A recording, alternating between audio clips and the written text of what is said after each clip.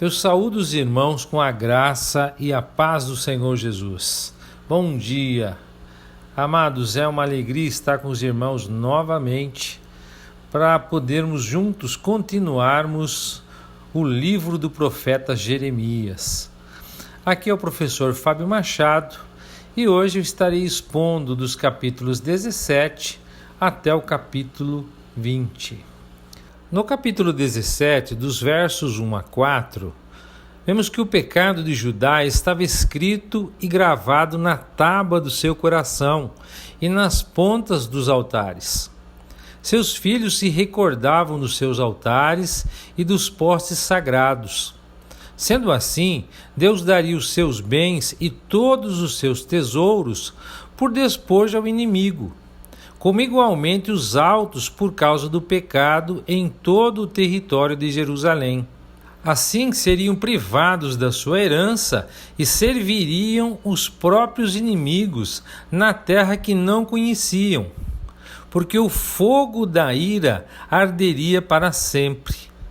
Nos versos 5 e 6, o Senhor afirma que maldito é o homem que confia nos homens, que faz da humanidade mortal a sua força e motivação, mas cujo coração se afasta do Senhor, e o compara a um arbusto no deserto. Nos versos 7 e 8, ele exalta o homem cuja confiança está totalmente depositada em Yahvé, cuja fé está nele, e compara este com uma árvore plantada junto às boas águas, e que estende as suas raízes para o ribeiro, uma árvore que não se aflige quando chega o calor, porque as suas folhas estão sempre viçosas, não sofre de ansiedade durante o ano da seca, nem deixará de dar o seu fruto. Dos versos 9 a 11, o Senhor diz que não há nada mais enganoso e irremediável do que o coração humano, e sua doença é incurável. Quem é capaz de compreendê-lo? E ele mesmo responde: Eu, Yahvé, o Senhor, sondo profundamente o coração e examino a mente dos homens, a fim de entender cada pessoa de acordo com a sua atitude, conforme as suas obras.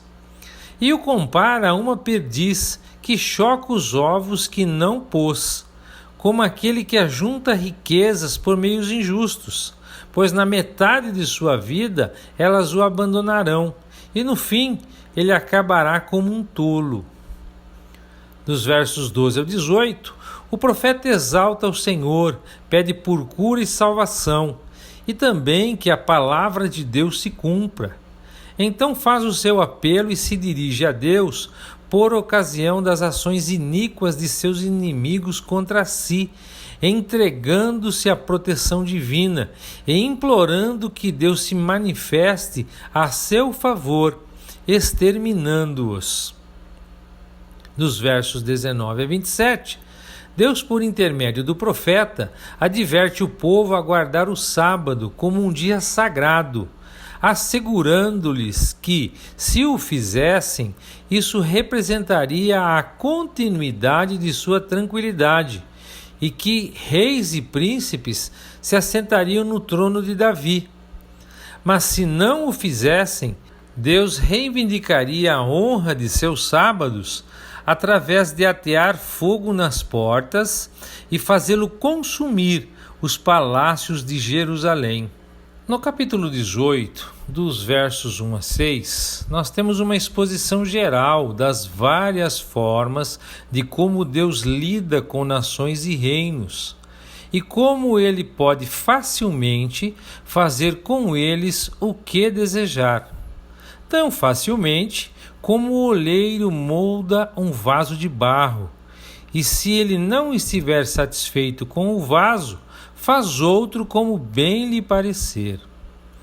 Dos versos 7 a 10, mas é necessário ressaltar que ele com certeza só fará com eles o que for justo e correto, mesmo que o Senhor ameace destruí-los.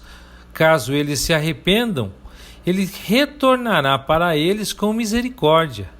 E quando o Senhor estiver se dirigindo a eles com misericórdia, nada, a não ser os pecados que porventura praticarem, interromperá a evolução de seus favores. Dos versos 11 ao 17, nós temos uma demonstração específica da loucura dos homens de Judá e Jerusalém, ao se apartarem do seu Deus em favor dos ídolos, esquecendo-se do Senhor e dessa forma trazendo a ruína sobre si mesmos, apesar do justo alerta que lhes foi dado e das boas intenções de Deus para com eles. Dos versos 18 a 23, nós temos a queixa do profeta a Deus contra a desprezível ingratidão e excessiva malícia de seus inimigos, perseguidores e caluniadores. Aquele que intercedeu a favor do povo, agora ora para que o castigo divino seja executado. Nas palavras de Jeremias, ages contra eles no tempo da tua ira. No capítulo 19, nós temos o mesmo tema que foi desenvolvido no capítulo 7, dos versos 31 a 34. A destruição próxima de Jerusalém e de Judá por seus pecados. Jeremias tinha predito isso frequentemente. No verso 1, ele recebe instruções particulares para predizê-la uma vez mais. Ele deve reunir um grupo de anciãos para que sejam testemunhas. Nos versos 2 e 3, ele deve fazer isso no vale de Tofete, com grande solenidade e por algumas razões particulares. Nos versos 4 e 5, ele deve apresentar seus pecados diante deles, como tinha feito muitas vezes, especialmente a sua idolatria. Dos versos 6 a 9, ele deve descrever os juízos particulares que agora se aproximam velozmente sobre eles, pelos seus pecados. Dos versos 10 a 13, ele deve confirmar isso e empenhar-se para influenciar os seus ouvintes com essas palavras através de um sinal, que consistia em quebrar uma botija, significando que eles seriam despedaçados como um vaso de barro. Nos versos 14 e 15, depois de fazer isso no vale de Tofete, ele deveria ratificá-lo no átrio do templo. Todos esses eram meios semelhantes de tentar despertar esse povo insensível e obstinado ao arrependimento, para que a sua destruição pudesse ser evitada. Mas tudo isso foi em vão.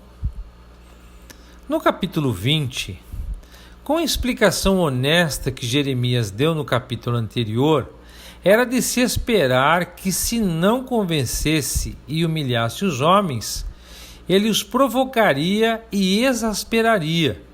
E foi tudo isto o que aconteceu. Pois nós vemos aqui nos versos 1 e 2 que Jeremias foi perseguido, ferido, amarrado a um tronco por Passur, por profetizar aquele sermão. Nos versos 3 e 6, Passur foi sentenciado por fazer isto, pois seria terror para ele e seus amigos. Os veria cair à espada pelos babilônicos. Toda a riqueza e os tesouros da cidade seriam levados à Babilônia e, por fim, lá morreria e seria sepultado com seus amigos. Nos versos 7 a 10, vemos Jeremias se queixando a Deus a respeito do ocorrido e outros exemplos de maus tratos que ele havia sofrido desde que começou a desempenhar o ofício de profeta, e as dolorosas provações com que tinha lutado. Dos versos 11 a 13, encorajando-se em Deus, apresentando-lhe o seu apelo sem duvidar de que ainda o louvaria, Com isto, fica evidente que ele tinha muita intimidade e confiança em Deus. Nos versos 14 ao 18, em um momento de grande descontrole, o profeta amaldiçoa o dia de seu nascimento e tudo o que envolvia esse dia, e considera em sua reflexão que seus dias se resumem em ver trabalho e tristeza. E assim, amados, concluímos a exposição de hoje.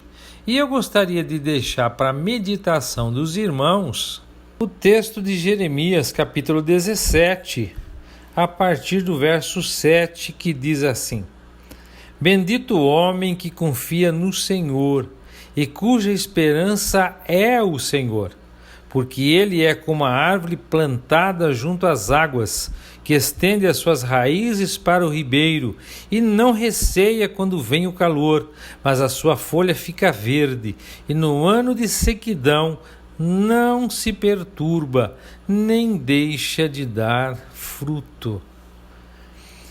Queridos, que palavra maravilhosa! Bendito, abençoado é o homem que confia no Senhor. Vamos entender esse confiar. Confiar é fiar junto. A tradução da Bíblia de Jerusalém traz no texto: bendito é o homem que se fia no Senhor. O que isso quer dizer? Confiar é fiar junto, como num tecido. Os fios se entrelaçam. Isso é confiança, estarmos entrelaçados com Deus. E ele continua falando, além de ser bendito, esse homem, a esperança dele não está no Senhor, a esperança dele é o Senhor. Isso particularmente nos dá uma visão completamente distinta, não de estar, mas de ser. A nossa esperança é o nosso Deus. Nós vivemos dias de dificuldades, dias de muito, mas muito temor, de preocupação, de ansiedades, de todo tipo de problema que faz parte da nossa existência, principalmente nos tempos difíceis como nós estamos vivendo.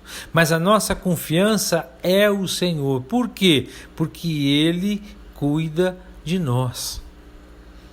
Pedro já nos orienta que nós devemos lançar a nossa ansiedade sobre o Senhor, porque Ele tem cuidado de nós.